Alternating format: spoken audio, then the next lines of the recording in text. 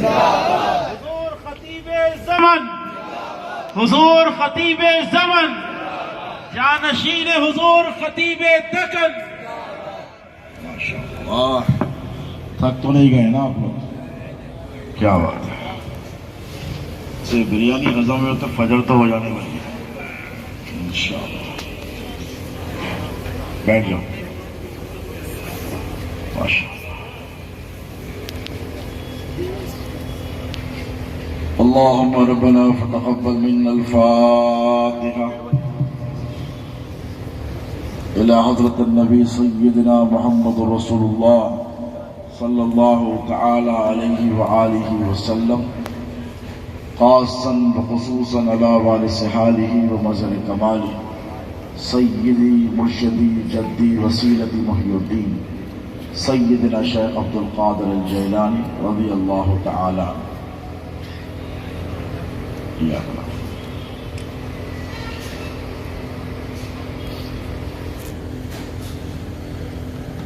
قال الله تبارك وتعالى في شان عظمة حبيبه الكريم: إن الله وملائكته يصلون على النبي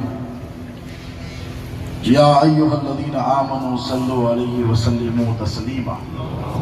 اللهم صل على سيدنا نبينا شفيعنا حبيبنا مولانا محمد وعلى آل سيدنا ومولانا محمد معدن الجود والكرم منبع العلم والحلم والحكم وعلى وارث حاله ومظهر كماله سيدي مرشدي وسيلتي جدي محي الدين الغوث الأعظم واسع اللطف وبين الإمام وبارك وسلم بفضل سبحان ربك رب العزة عما يصفون وسلام على المرسلين والحمد لله رب العالمين. الحمد لله رب العالمين والعاقبة للمتقين والصلاة والسلام على أشرف الأنبياء والمرسلين وآله الطيبين الطاهرين وصحبه الأكرمين أجمعين. أما بعد، قال الله تبارك وتعالى في القرآن المجيد والفرقان الحميد: فأعوذ بالله من الشيطان الرجيم بسم الله الرحمن الرحيم. فقل تعالوا ندعو أبناءنا وأبناءكم ونساءنا ونساءكم وأنفسنا وأنفسكم ثم نبتهل فنجعل لعنة الله على الكاذبين. صدق الله مولانا العظيم وبلغنا رسوله الأمين الكريم ونحن على ذلك لمن الشاهدين والشاكرين والحمد لله رب العالمين. لي خمسة نطفي بها هر الوباء الهاتمة المصطفى والمرتضى وابناهما والفاطمة.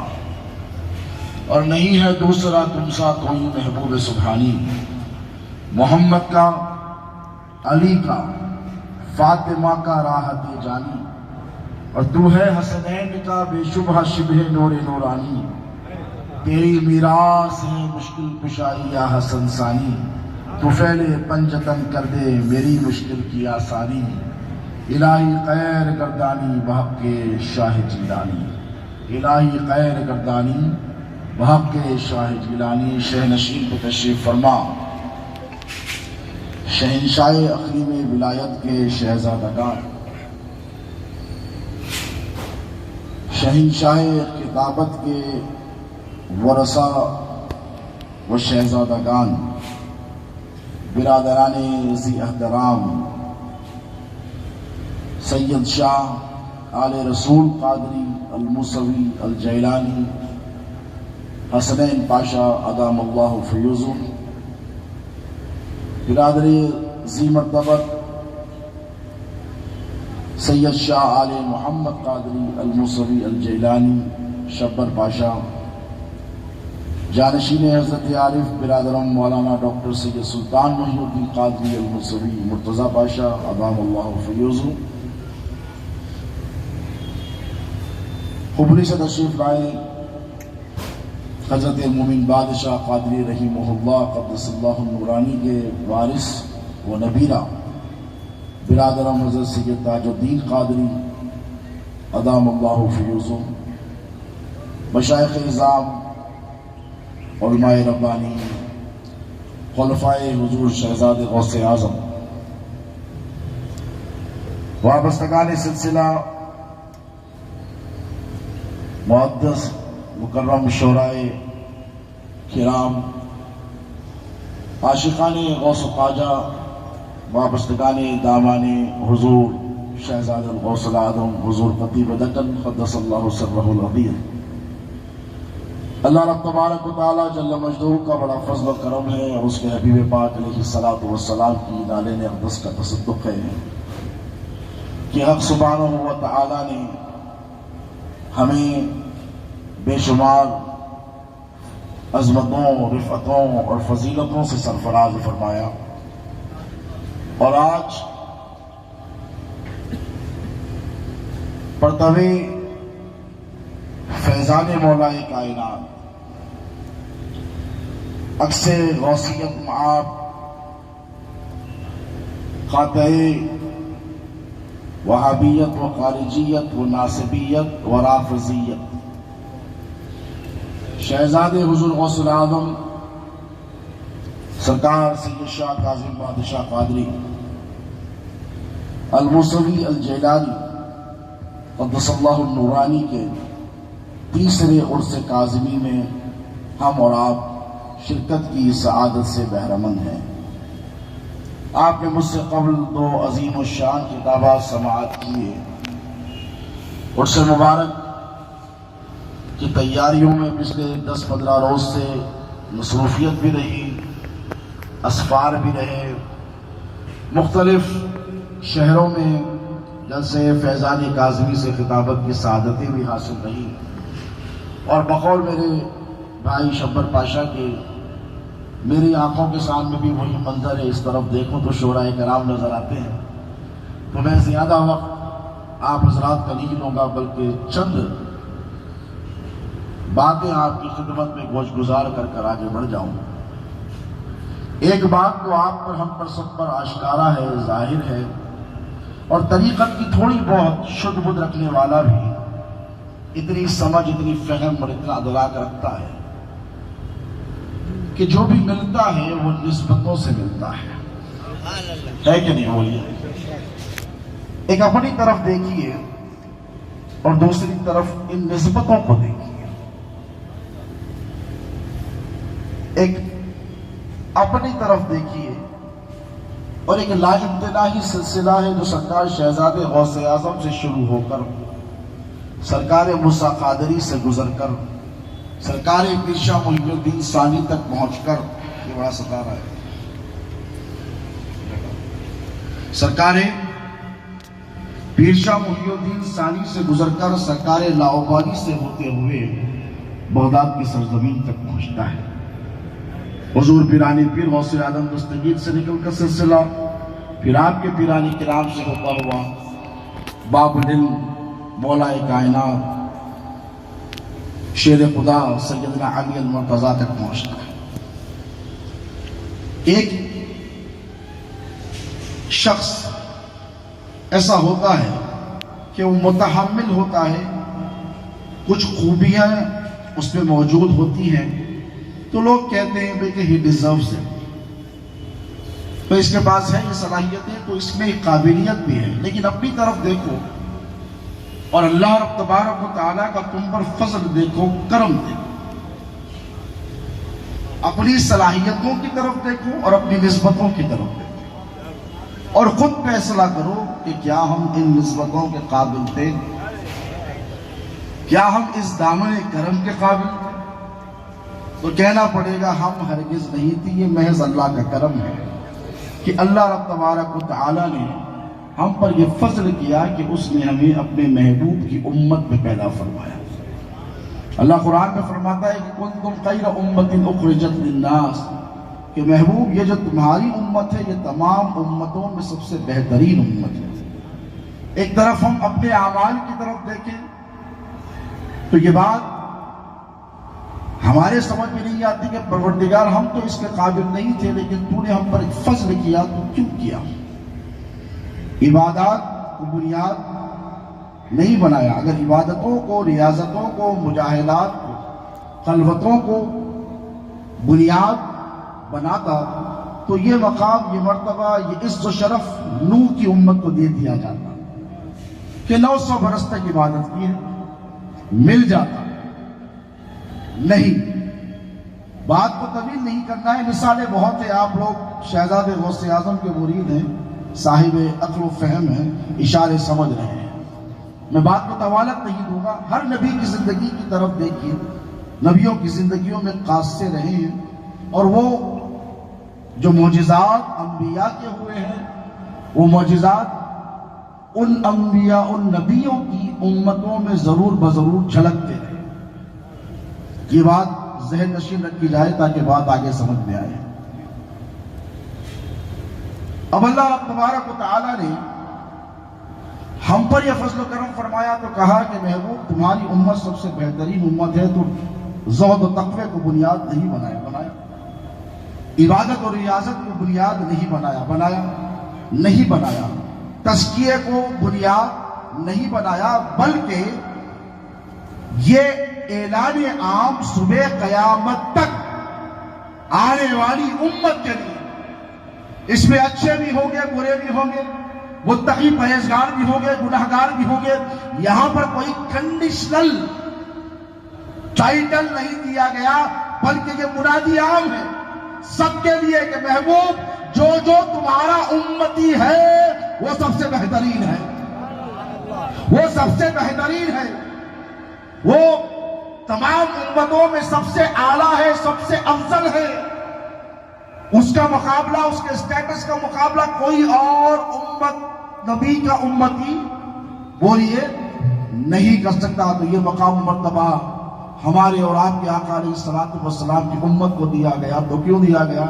آئے بات جہاں سے شروع ہوئی ہے وہیں سے آگے بڑھائیں، نسبت کے صدقے، کہ محبوب ان میں تو کچھ ایسا نہیں ہے، نسبت ہے، نہ عبادت ہے، نہ ریاضت ہے۔ بھی اپنے آپ کی طرف دیکھ لو، اللہ قرآن میں قاعدہ بناتا ہے، علماء بیٹھے، سلۃ من الاولین وقلیل من الآخرین۔ پہلے زمانے میں اچھے لوگ، اللہ کہتا ہے زیادہ سورۃ الواقعہ میں قلیل من الآخرین، اور آخری کے زمانے میں یہ تعداد کم ہوتی چلی جائے گی، گھٹتی چلی جائے گی، تعداد زیادہ نہیں رہی، گھٹتی چلی جائے گی۔ پہلے زمانے میں زیادہ رہے گا، لیکن نسبتوں کے فیضان کا معاملہ یہ کہ اللہ رب تبارک و تعالی نے جب اپنے نبی کی امت کو بہترین امت قرار دیا تو خدا کی عزت کی قسم مجھے کہنے دے، اللہ کو بھی اپنے محبوب کی نسبت منظور خاطر کہ محبوب یہ تیرا ہے، یہ کچھ بھی ہو یہ تجھ سے نسبت رکھنے والا ہے، اسی لیے کیونکہ تو افضل ہے، تو اعلیٰ ہے، تو مکرم ہے، تو معظم ہے، تو محتشم ہے، تو نبی آخر الزمان ہے، تو سید الاولین والآخرین ہے۔ اب تجھ سے ان کو نسبت ہے، اسی لیے یہ بھی افضل ہو گئے، یہ تمام امتوں میں۔ اب جب ایک ادنا سی امتی کو نبی سے نسبت ہو گئی تو کوئی بھی جماعت والا ہو یہی کہے گا کہ کنتم خیر امت میں ہم بھی داخل ہیں، خیر امت میں ہم بھی داخل ہیں، ہمارا بھی شمار ہوتا ہے۔ صرف نبی سے نسبت ہوئی، نسبت، وہ نبی ہے، تم کیا ہو؟ امتی ہو۔ نبی سے نسبت امتی ہونے کی ہوئی تو تم بھی صاحب قدر و منزلت ہو گئے۔ ایک ادنا سی نسبت تم کو خیر امت بناتی ہے، تو آؤ 1450 سال پہلے پلٹ کر چلتے۔ مولا کائنات، شیر خدا، حیدر کرار، صاحب ذوالفقار، نفس پیمبر، مولا علی مشکل کشا علیہ السلام کو حضور سے جتنی نسبتیں ہیں، خدا کی عزت کی قسم روئے زمین پر کائنات میں کسی کو اتنی نسبتیں نہیں۔ ادھر گھر والوں میں بھی شامل ہیں، توجہ ہے، ادھر گھر والوں میں بھی شامل ہیں، ادھر گھر والوں میں بھی داخل ہیں، اور گھر والوں میں تو ایسے شامل ہیں کہ گھر والوں میں ازواج طیبات و طاہرات بھی ہیں، سیدات النساء والعالمین سیدہ فاطمہ تو زہرا بھی ہیں۔ حضور فرماتے ہیں کہ فاطمہ میرے جگر کا، بولو جگر کا ٹکڑا، یہ کس نے کہا؟ یہ حدیث ہے کہ قرآن ہے علماء کی؟ یہ حدیث ہے، حضور نے فرمایا کہ فاطمہ میرے جگر کا ٹکڑا ہے۔ حضور نے کہا فاطمہ میرے جگر کا ٹکڑا ہے۔ حسین شہید کربلا کی طرف دیکھا تو حضور نے فرمایا، پھر حدیث ہے، حسین منی وانا من الحسین، حسین مجھ سے ہے اور میں حسین سے ہوں۔ سیدات النساء والعالمین کی فضیلت رسول اللہ نے بیان کی، شرف رسول اللہ نے بتایا، حسنین کریمین کا جو مرتبہ، جو مقام، جو رتبہ، حضور سے جو قربت ہے وہ حضور نے بتائی۔ لیکن خدا کی عزت کی قسم علی مصطفیٰ سے اتنے قریب ہے، اللہ نے کہا کہ محبوب اب اور کیا کہوں، لے میں علی کو تیری جان بنا دیتا ہوں۔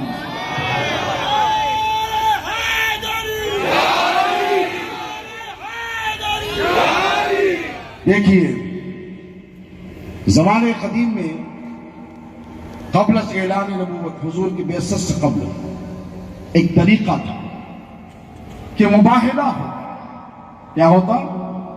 مباہلہ ہوتا، ملائنہ ہوتا، یعنی ایک دوسرے پر لعنت بھیجا جاتا۔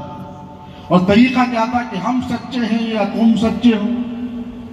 آج کل تو بہت چل رہا ہے نا یہ، ہم سچے ہیں یا تم سچے ہیں، کیسے فیصلہ ہو، آؤ قسم اٹھاتے ہیں، اللہ کو حاضر و ناظر جان کے قسم اٹھاتے ہیں، جو سچا ہے وہ بچے گا اور جو جھوٹا ہے اس پر لعنت ہو۔ اور لعنت ایسی نہیں ہے، ہمارے پاس یہاں پر ایک عام طور پر طریقہ ہے، ہم لعنت کو بہت ہلکی چیز سمجھتے ہیں۔ لعنت جب تم کسی پر بھیجتے ہو نا، حدیث پاک کے الفاظ ہیں کہ اگر وہ تمہاری لعنت کا مستحق ہے تو ٹھیک، اس کو لعنت پہنچ جائے گی تمہاری، لیکن اگر وہ لعنت کا مستحق نہیں تو لعنت گھومے گی اور راستے بدل بدل کر پھر تم کو آ کر تمہارا تعاقب کرے گی، اور پھر جو لعنت کے جو نقصانات ہوتے ہیں وہ ظاہر ہونا شروع ہو، یعنی آ بیل مجھے مار، بیٹھے بیٹھے نقصان سے دو چار ہو جائیں گے۔ تو زمانے قدیم میں یہ طریقہ تھا کہ حق و باطل کے درمیان فیصلہ کیسے کیا جائے، تو مباہلہ ہوتا۔ اب مباہلہ کیا ہوتا؟ ایک فیصلہ کن مرحلہ ہوتا، اس میں یہ طے کیا جاتا کہ دیکھو فیصلہ ہو جائے گا کہ ہم صحیح ہیں کہ تم صحیح ہو، ہم غلط ہیں کہ تم غلط ہو، یہ فیصلہ ہو جائے گا۔ نجران کے عیسائیوں حضور کی دعوت کو مسترد کیا، حضور کو خاتم النبیین ماننے سے انکار کیا اور کہا کہ ہم تمہیں نہیں مانتے اللہ کا رسول، اللہ کا نبی، تو حضور کو چیلنج کیا کہ آپ ہم سے مباہلہ کریں۔ اب مجھے بتائیے، جب مباہلے کے لیے حضور نکلے تو حضور تنہا بھی چلے جاتے تو کافی تھا نا، توجہ ہے کہ نہیں آپ کی؟ اب یہاں سے گھر والوں کی فضیلت دیکھو جو صبح قیامت تک جاری رہنے والی ہے، یہاں سے نبی کے گھر والوں کی فضیلت دیکھو۔ حضور چاہتے تو چلے جاتے، لیکن اللہ نے کہا مصطفیٰ تم تنہا نہیں جاؤ گے، اسی لیے کہ تم تو خاتم النبیین ہو، سید الاولین والآخرین ہو، ما کانا وما یکون کا میں نے تم کو علم عطا کیا ہے، میں نے تاج شفاعت بھی تمہیں عطا کیا ہے، میں نے سب کچھ تمہیں دیا ہے، شان محبوبیت بھی عطا فرمائی ہے، مقام محبوب بھی تم کو سرفراز کروں گا، سفر معراج پر بھی بلایا ہے، اپنا دیدار بھی کرایا ہے، تمہاری بے شمار فضیلتیں، لیکن محبوب اب تم اکیلے نہیں آؤ گے۔ بات تمہارے مخالف کی بربادی کی ہے، توجہ اس نقطے پر غور کریں، بات تمہارے گستاخوں کی بربادی کی ہے۔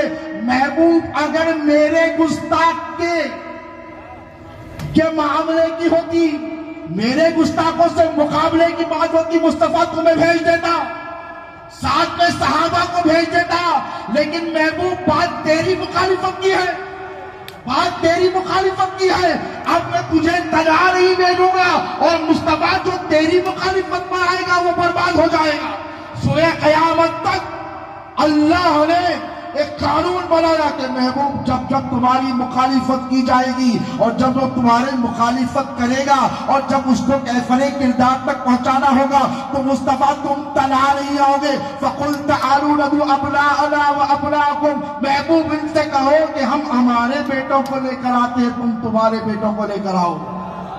توجہ ہے, ان بیٹوں سے ان بیٹے تک کا سفر ہوگا 10 منٹ میں. ان بیٹوں سے علی کے اس بیٹے تک کا سفر ہوگا صرف 10 منٹ. اپنی بات کہوں گا, توجہات میری طرف اپنی مرکوز رکھیں. اللہ نے فرمایا فَقُلْ تَعَالُوا نَدْعُ أَبْنَاءَنَا وَأَبْنَاءَكُمْ. محبوب ان سے کہہ دیجئے کہ یہ اپنے بیٹوں کو لے کر آئے اور آپ اپنے بیٹوں کو لے کر جائیں. تو حضور نے یہ نہیں پوچھا کہ مولا میرے بیٹے کون, وہ تو چلے گئے نا, ابراہیم تو چلے گئے نا, قاسم تو چلے گئے نا, میں کس کو لے کے جاؤں. نہیں پوچھا. حضور نے کہا فاطمہ حسن حسین کو بلاؤ بلاؤ. کہا یا رسول اللہ کہاں جانا ہے؟ تو کہا آج مباہلے کے لیے جانا ہے, آج حق و باطل کا سب سے بڑا معرکہ ہونے والا ہے. اللہ نے کہا فَقُلْ تَعَالُوا نَدْعُ أَبْنَاءَنَا وَأَبْنَاءَكُمْ. ابناء میں حضور نے حسنین کریمین کو شامل کر لیا. وَنِسَاءَنَا وَنِسَاءَكُمْ. اللہ نے کہا محبوب ان سے کہو کہ وہ اپنی عورتوں کو لے کر آئے, آپ اپنی عورتوں کو لے کر جائیں. ارے بھائی جب جنگ کا معرکہ ہوتا ہے تو عورتوں کو لے کر نہیں جاتے. یہ سیدات النساء والعالمین ہے. اور فاطمہ طاہرہ کا معاملہ تو یہ کہ اہل محشر سے جب سیدہ کی سواری گزرے گی تو منادی دینے والا ندا دے گا اے اہل محشر, حدیث کہہ رہا ہوں, اپنی نگاہوں کو جھکا لو. وہ کہیں گے مولا کیوں؟ اس لیے کہ فاطمہ بنت محمد کا گزر ہونے والا ہے. اور یہ منادی سب کے لیے ہوگی. کیا مولانا؟ سب کے لیے ہوگی. آدم سے لے کر عیسیٰ تک, عیسیٰ سے مصطفیٰ تک, مصطفیٰ سے قیامت تک جتنے نفوس دنیا میں بظاہر آئیں گے ان سب سے یہ کہا جائے گا حضور کی امت ہوگی. ان سے بھی اصحاب ہوں گے, ان سے بھی اولیاء ہوں گے, ان سے بھی اختاب ہوں گے, ان سے بھی اغواث ہوں گے, ان سے بھی متقین پرہیزگار, جو بھی ہوگا اہل محشر میں جتنے ہوں گے وہ سر کو جھکا لیں. وہاں کوئی نافرمانی چلنے والی نہیں. وہ سیدہ فاطمہ انفسنا و انفسکم. اس کے بعد ارشاد فرمایا حق سبحانہ و تعالیٰ نے کہ محبوب ان سے کہو یہ اپنی جانوں کو لے کر آئے اور تم اپنی جان کو لے کر, تم اپنی جان کو لے کر جاؤ. حضور چاہتے تو ازواج مطہرات و طیبات کو بھی لے جاتے. عمومی طور پر جتنی محبت میرے نبی نے ازواج طیبات سے کی ہے کسی نے نہیں. ام المومنین خدیجہ الکبریٰ سے بحیثیت بیوی جو حضور نے محبت کی, کوئی شوہر دعویٰ کر سکتا ہے کہ میں میری بیوی سے ایسی محبت کرتا ہوں جیسے نبی نے خدیجہ سے کی ہے یا اس سے بڑھ کر کی ہے؟ بولیے. کوئی دعویٰ نہیں کرتا. حضور کی محبت میں بھی کوئی دعوی برابری نہیں. جو محبت حضور نے سیدہ عائشہ سے ہے, کسی کی مجال جو کہے کہ میں اس سے زیادہ کر سکتا ہوں, نہیں. معیار ہے, کہنا پڑے گا جیسی محبت حضور نے ازواج سے کی ہے کوئی نہیں. ہم کہتے ہیں کہ بیویوں سے جب محبت اور لاڑ ہوتا ہے تو کہتے ہیں جان, جانو کہتے ہیں یا جان کہتے ہیں. لیکن جب جان کی بات آئی, یہ فیصلے پیارے آسمانوں سے ہو کر آئے ہیں, زمینوں پر نہیں ہوئے ہیں. اور حضور کو پتا ہے کہ اب کس کو لے کر جانا ہے. حضور نے کہا علی آ جا, علی آ جا, تو میری جان ہے, میں نے نہیں خدا نے بنایا ہے. اب میں نے جو اس کی تمہید مانی ہے یہ کیوں؟ اب آپ سوچ رہے ہوں گے کہ جب بات نسبتوں کی ہے تو تاریخیں بھی نسبتوں کی ہونی چاہیے, ہے کہ نہیں؟ کسی کو کچھ تاریخ مل جاتی ہے, ربیع الثانی کا مہینہ مل جائے کسی قادری کو تو کیا کہنا, کہے گا غوث اعظم کے مہینے میں گیا ہے. کسی کو ذی القعدہ کا مہینہ مل جائے, بندہ نوازی ہو تو کہے گا کہ بندہ نواز کا مہینہ ملا. رجب کا مہینہ مل جائے تو کہنے والا کہے گا کہ دیکھو معراج کا مہینہ ملا, علی مرتضیٰ کی ولادت کا مہینہ ملا ہے, خواجہ غریب نواز سلطان الہند کا مہینہ ملا. لیکن ذرا سوچو, ایک تو ذی الحج قربانی کا مہینہ, ابتدا جو قربانیوں کی ہوئی وہ اس مہینے میں, حج بیت اللہ اسی مہینے میں، سب کچھ بن سکتا ہے لیکن حاجی بنے گا تو اسی مہینے میں، اسی مہینے کے مخصوص ایام میں جائے گا تو حاجی کہلائے گا۔ اب ذرا سوچو، ہمارے اور تمہارے پیر کو تاریخ ملی ذی الحجہ کی 24،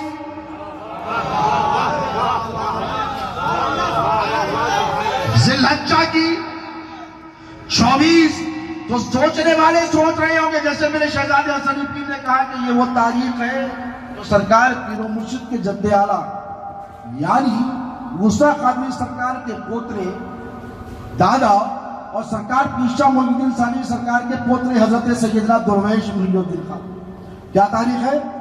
آج کون سی تاریخ ہے؟ 24 ذی الحجہ۔ لیکن پیارے ذرا دل تھام کر بیٹھو، میں تمہارے پیر کی شان بتانے چلا ہوں، تمہارے پیر کی نسبتیں بتانے چلا ہوں۔ دنیا میں ہزاروں جنازے ہم نے دیکھے ہیں، دیکھے کہ نہیں؟ لیکن خدا کی عزت کی قسم، میں 47 برس کا ہونے آیا ہوں، 47، میں نے میری زندگی میں کوئی ایسا جنازہ نہیں دیکھا جو نعرے حیدری کے ساتھ دیکھا۔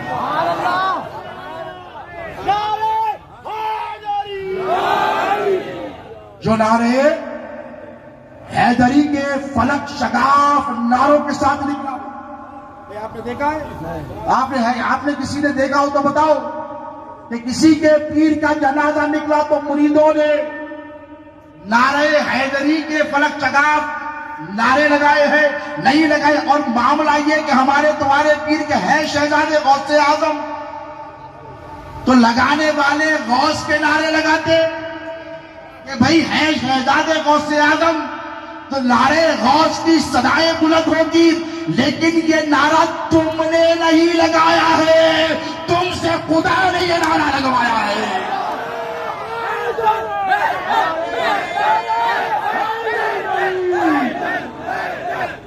اور کیوں لگوایا ہے پتہ ہے؟ آج سے 1450 سال پہلے 24 تھی ذی الحجہ کی، جس دن میرے اور تمہارے نبی نجران کے نصرانیوں سے مباہلے کے لیے نکلے تھے، اور آیت مباہلہ جس دن نازل ہوئی اس تاریخ کو 24 ذی الحجہ کہتے ہیں۔ اب میں نے بات کی تھی نسبتوں کی، تو نسبتیں دیکھو، نبی نے علی کو اپنی جان نہیں بنایا، اللہ نے بنایا۔ نبی نے بھائی بنایا، نبی نے کہا کہ لحم کا لحمی و دم کا دمی، تیرا خون میرا خون، تیرا گوشت میرا گوشت۔ یا علی انت اخی فی الدنیا والآخرہ، علی تو میرا بھائی ہے دنیا و آخرت میں۔ بے شمار ایسی حدیث مبارکہ میں انا مدینۃ العلم و علی بابها، اور مولائیت کا جو اعلان کیا حضور نے غدیر قم کے مقام پر، من کنت مولاہ فہذا علی مولاہ، یہ بھی حضور نے اعلان کیا۔ یہ ساری فضیلت علی کی ایک طرف، 24 ذی الحجہ کو اترنے والی آیت مباہلہ کی فضیلت ایک طرف، سب جان کے باہر ہے، علی نبی کی جان کے اندر ہے۔ اور وہ نسبت رکی نہیں ہے دوستو۔ دیکھو علی کی جان کون ہے؟ حسن و حسین، ان سے جا کر پوچھو آپ کی جان کون ہے، پوچھو تو امام حسن کہیں گے حسن مسنہ، یا میرا بھائی کا بیٹا زین العابدین۔ امام زین العابدین سے پوچھو آپ کی جان کون ہے، تو کہیں گے باقر۔ ان سے پوچھو آپ کی جان کون ہے، تو کہیں گے جعفر۔ ان سے پوچھو آپ کی جان کون ہے، تو کہیں گے موسیٰ، کیونکہ جان میں جان پھوٹی گئی ہے نا۔ آگے چلتے جاؤ تو سب مل کر کہتے جائیں گے، امام جعفر کے بعد پوچھو تو امام موسیٰ، امام تقی، امام نقی، امام علی رضا، امام عسکری۔ اب سب کے پاس چلو، سارے ائمہ اہل بیت کے پاس چلو، مولا علی سے امام عسکری تک، امام عسکری سے امام مہدی تک، ان سب سے پوچھو تم سب کی جان کون، تو سب کہیں گے عبد القادر جیلانی۔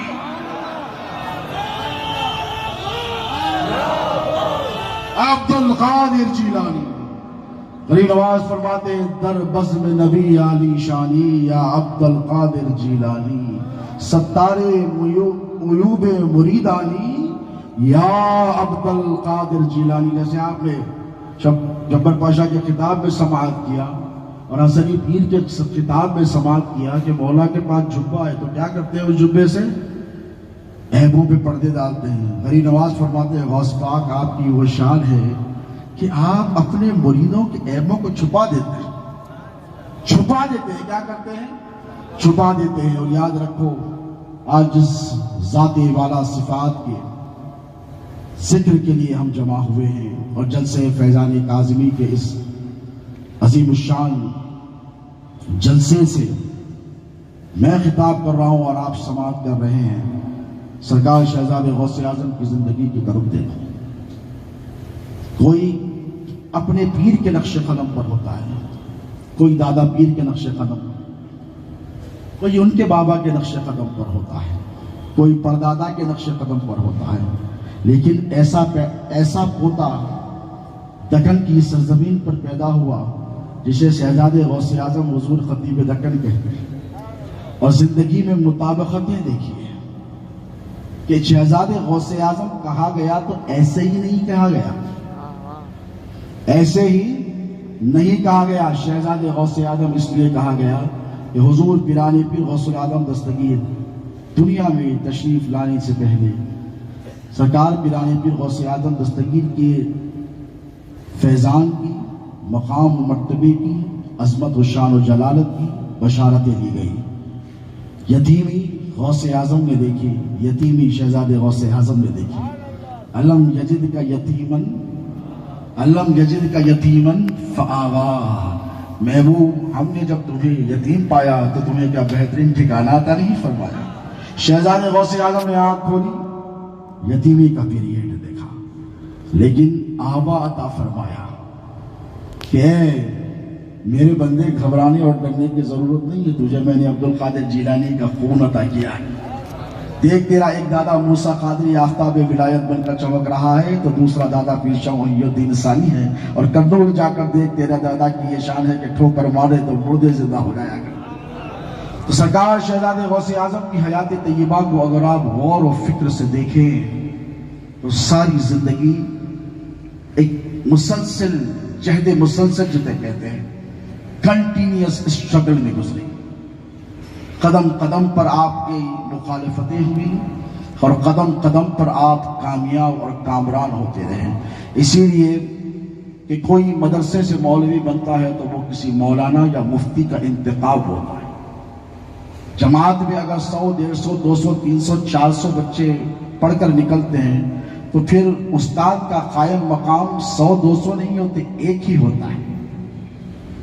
اگر کوئی شیخ الحدیث کے پاس پڑھا ہے، یہاں جلیل نظامی صاحب بیٹھے ماشاءاللہ، شیخ الحدیث کے پاس پڑھے، حضرت قادری شریف صاحب کو اللہ کی لاکھوں رحمتیں ہوں ان پر، ان کے پاس پڑھے ہیں، ہزاروں شاگرد ہیں ان کے، لیکن شیخ الحدیث کے منصب پر ایک ہی بیٹھا ہے.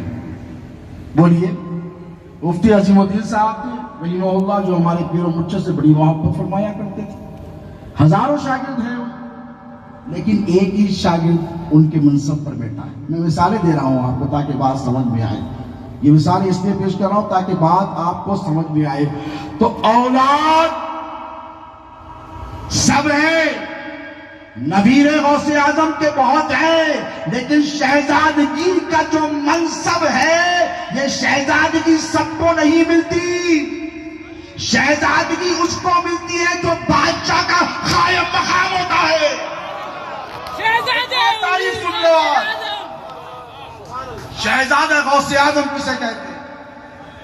آج کل گلی گلی کوچا کوچا سڑک سڑک شہزاد غوث اعظم، شہزاد غوث اعظم. میں نے کہا اولاد غوث اعظم اپنی جگہ، سر پر آنکھوں پر نبیر غوث اعظم اپنی جگہ، سر پر آنکھوں پر. اور آگے بڑھ جاؤ، جگر گوشے غوث اعظم کو سر پر آنکھوں پر. لیکن سنو، شہزادہ اسی کو کہا جائے گا جو بادشاہ کے اختیارات کا مجاز ہوتا ہے،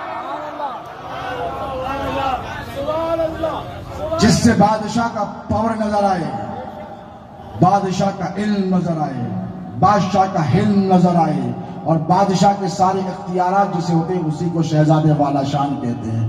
تو پیران پیر غوث اعظم دستگیر کی اولاد سب ہیں، لیکن حضور خطیب دکن ایسے شہزادے ہیں کہ ان کو دیکھو اور ان کے دادا کو دیکھو. جس طرح پیران پیر کا معاملہ یہ تھا کہ جب دنیا دار کوئی آتا ملاقات کے لیے تو غوث پاک اندر چلے جاتے ہیں. مریدین کہتے ہیں سرکار آپ تشریف فرما تھے نا تو بیٹھ جاتے تو ملاقات ہو جاتی. تو غوث پاک کہتے ہیں کہ دنیا کے منصب دار کے لیے عبد القادر جیلانی اٹھ کر ٹہر کر استقبال کرے. تم نے میرا مقام جانا ہے، میری شان کو پہچانا ہے. غوث پاک اندر جاتے، یہ باہر سے لوگ آتے اور آ کر بیٹھ کے تو غوث پاک اندر سے برآمد ہوتے تو یہ اٹھ کر ٹہرتے. یہ تیور کس کے ہیں؟ غوث پاک کے ہیں. اور غوث پاک کو یہ تیور کس نے دیے؟ اللہ نے دیے ہیں. اسی لیے جیسے شبر پاشا نے اپنے خطاب کے دوران فرمایا فرشتے، کیا کہا؟ فرشتے. اور فرشتے تو یہ تھے کہ غوث پاک ابھی بچپن میں ہیں، مدرسے کو جاتے ہیں تو جس طرح مولائے کائنات مولائے متقیان شیر خدا کو بدر کے میدان میں ایک خوبصورت شخص آتا اور بار بار آ کر سینے سے لگاتا اور کہتا کہ اٹھیے اور لڑیے اللہ اور اس کے رسول کے لیے. 17 کاری ضرب لگے مولا کو. حضور سے کہا جب جنگ ختم ہوئی تو حضور سے کہا کہ یا رسول اللہ ایک ایسا شخص تھا جو بڑا حسین تھا، جمیل تھا، کستوری کی جسم سے خوشبو آتی تھی، اور وہ آتا اور مجھے آ کر بار بار ایک ہی بات کہتا اٹھو علی، لڑو اللہ اس کے رسول کے. آج اسلام کو تمہاری ضرورت ہے. تو حضور نے کہا کہ اے علی اس کو پہچانا. تو کہا یا رسول اللہ معرکہ اتنا گرم تھا، میدان کارزار پہ اتنا مشغول تھا کہ توجہ نہیں ہوئی. تو اللہ کے رسول نے فرمایا اے جبرائیل، اے علی، ہزاروں فرشتے سب کے لیے اترے. توجہ ہے شبر پاشا کے خطاب سے بات کو تھوڑی سی آگے بڑھاؤ. فرشتے سب کے لیے ہوئے. کوئی تلوار چلاتا، کوئی صحابی مس ہو جاتی تو فرشتہ مار دیتا. نیزہ چلاتا کوئی صحابی مس ہو جاتا تو فرشتہ مار دیتا. لیکن علی کی شان دیکھو، اللہ نے بھیجا بھی تو سید الاولیاء کے لیے اس کو بھیجا جسے سید الملائکہ کہتے ہیں. حضور نے کہا علی وہ جبرائیل تھے جو تیری خدمت کے لیے اللہ نے ان کو معمول فرمایا. تو یہ معاملہ شہزادے غوث اعظم کے آباء و اجداد کا ہے. حضور پیران پیر غوث اعظم دستگیر جب چلتے میدان میں پڑھائی کے لیے، تعلیم کے لیے جاتے تو فرشتے راستہ بنا کر کہتے لوگوں اللہ کے ولی کے لیے راستہ فراہم کرو. باتیں بہت ہیں، وقت بڑا طویل ہو گیا ہے. 2-4 باتیں آپ کی خدمت میں عرض کرنا چاہتا تھا، لیکن بات یاد رکھیں کہ شہزادے غوث اعظم ایک شخصیت کا نام نہیں ہے، صرف ایک انجمن کا نام ہے، ایک نقطۂ نظر کا نام ہے، ایک فکر کا نام ہے، ایک انقلاب کا نام ہے، ایک ذہن سازی کا نام ہے، ایک عقیدے کا نام ہے. شہزادے غوث اعظم کی تعلیمات، شہزادے غوث اعظم کے مواعظ بد عقیدگی کے بڑھتے ہوئے سیلاب سے آپ نے جو جہد مسلسل فرمائی 50 سال تک. ایک بات کہہ کر اپنی بات کو ختم کر لوں گا. یہ قبلۃ القادریہ ہے دکن میں، یہ قادریوں کا قبلہ ہے. کیا ہے؟ جنہیں پتا ہے انہی کو پتا ہے کہ ان کی شان کیا ہے. محی الدین ثانی کی شان ہو کہ مستغنی علی الالقاب سرکار شاہ موسیٰ قادری کی شان ہو. یہاں ٹہل کر ان کا قطع مبالغہ آرائی سے کام بولیے نہیں لے گا.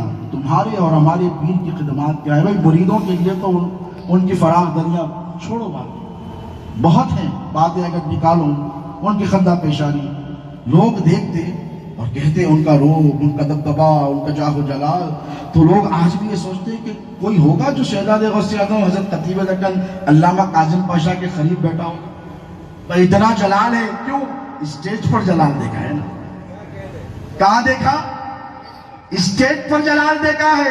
لیکن جمال، جیسے شبر پاشا صلی اللہ علیہ وسلم نے اپنے کتاب میں فرمایا کہ یہ خانوادہ وہ جس میں جلال بھی ہے جمال بھی ہے.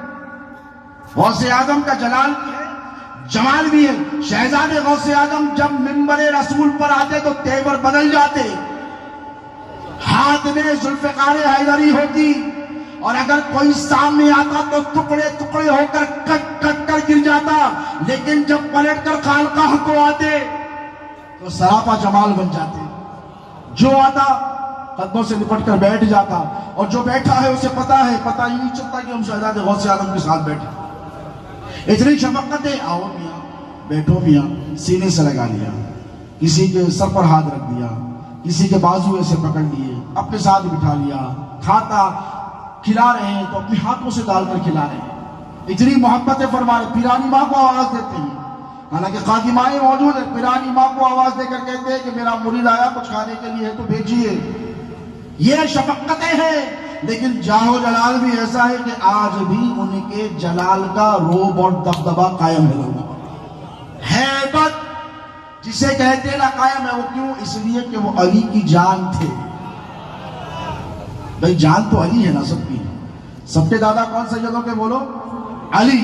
تو وہ علی کی جان تھے. تو علی کی جان کیسے تھے؟ مولا کائنات شیر خدا کی شان جلالت سب کو پتا ہے نا. کوئی دشمن سامنے ٹک سکتا.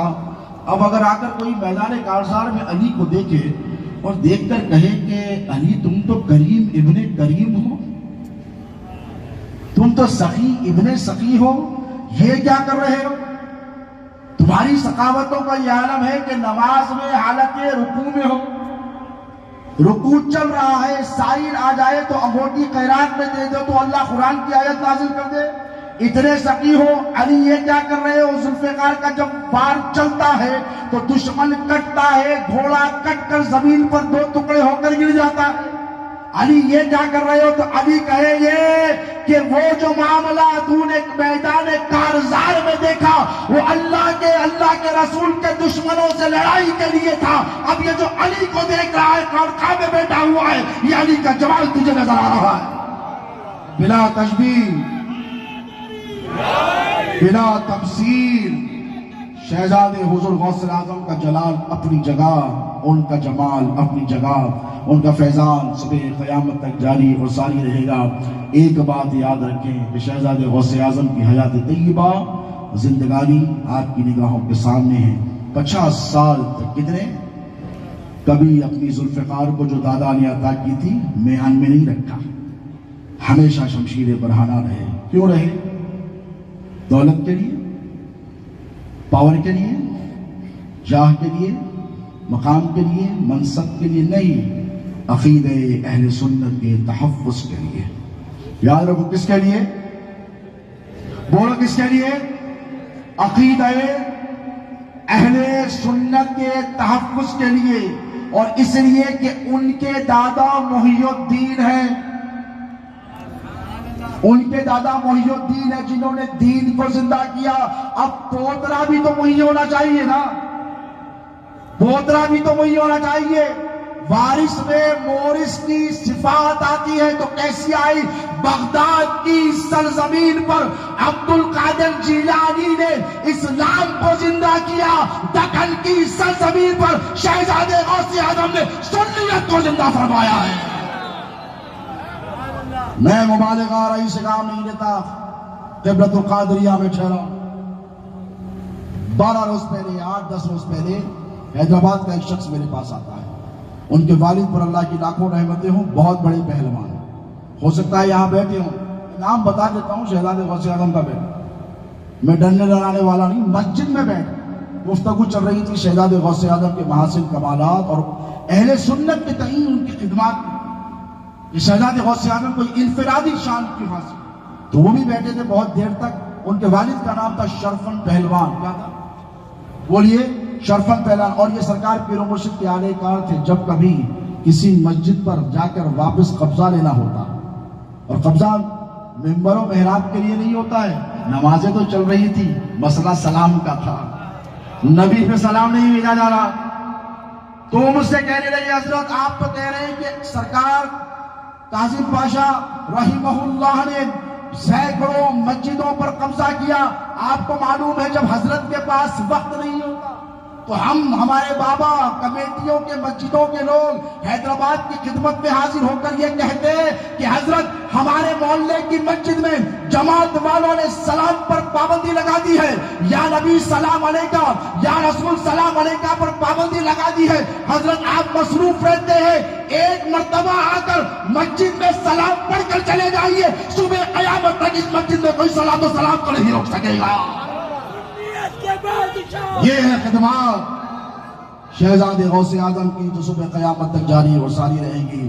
لوگ جانتے ہیں، بزرگ جانتے ہیں. اللہ رب تبارک و تعالیٰ شہزاد حضور غوث اعظم کی برکت پر انوار و تجلیات کا نزول فرمائے، آپ کے روحانی درجات میں اضافہ فرمائے، آپ کے فیض و برکات سے ہم سب کو مستفید و مستفیض ہونے کا موقع عنایت فرمائے، اور آپ کی تعلیمات پر صبح قیامت تک ان کے چاہنے والے، ان کے ماننے والے، ان کے متبعین، ان کے پیروکاروں کو عمل کرنے کی توفیق عطا فرمائے. ان کا مشن عقیدہ اہل سنت کے تحفظ کا مشن ہے. ان کا مشن مسجدوں سے یا نبی سلام علیکہ کی صدائیں بلند کرنے کا مشن ہے. ان کا مشن استعانت اولیاء سے قائل ہونے کا مشن. ان کا مشن شفاعت کبریٰ پر ایمان رکھنے کا مشن ہے. مسلمانوں، ان کا مشن یہی ہے کہ جب جب نبی کی شان میں گستاخی ہو، بڑا دیکھو نہ چھوٹا دیکھو، یا تو مار دو یا مر جاؤ نبی کے نام. یہی شہزاد غوث اعظم کی زندگی رہی ہے، اسی پر ہم کاربند رہیں گے. اللہ رب تبارک و تعالیٰ شہزاد غوث اعظم کے تمام وابستگان یہاں جتنے حاضرین ہیں، اور آج اس عرس کی محفل میں شہزادگان، سادات کرام، مشائخ اعظام، علماء ربانین اور وابستگان سلسلہ جتنے حاضر بار ہیں، اللہ رب تبارک و تعالیٰ ان سب کی حاضری کو قبول اور مقبول فرمائے. اور جن لوگوں نے جس حیثیت سے اس عرس مبارکہ میں شرکت کی ہے، اللہ تو جاننے والا ہے، پروردگار سب کے دلوں کے حال کا، سب کی خدمت کو قبول فرما، سب کی حاضری کو قبول فرما. وما علینا الا البلاغ المبین.